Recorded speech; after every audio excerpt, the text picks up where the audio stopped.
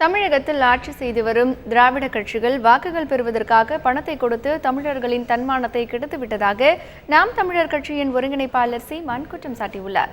பாம்பன் பகுதியில் நாம் தமிழர் கட்சியின் பொதுக்கூட்டம் மற்றும் வேட்பாளர் அறிமுக கூட்டம் நடைபெற்றது. இதில் கலந்து கொண்டு பேசிய சீமான், திராவிட கட்சிகள் வாக்குகள் பெறுவதற்காக பணத்தை கொடுத்து தமிழர்களின் தன்மானத்தை கெடுத்துவிட்டதாக குற்றம் சாட்டினார். மேலும் நாம் தமிழர் கட்சியின் ராமநாதபுரம் தொகுதி வேட்பாளர் சிவகுமாரை அறிமுகம் செய்து வைத்தார். மேலும் தமிழகத்தின் தனக்கு அதிகாரம் கிடைத்தால் சிறப்பு இளைஞர் அதிரடிப்படை என்ற ஒன்றை உருவாக்கி தமிழக மீனவர்களை தாக்கும் இலங்கை கடற்படை மீது தாக்குதல் நடத்த நவீன ஆயுதம் கொடுப்பேன் என்றும் சீமான் தெரிவித்தார்.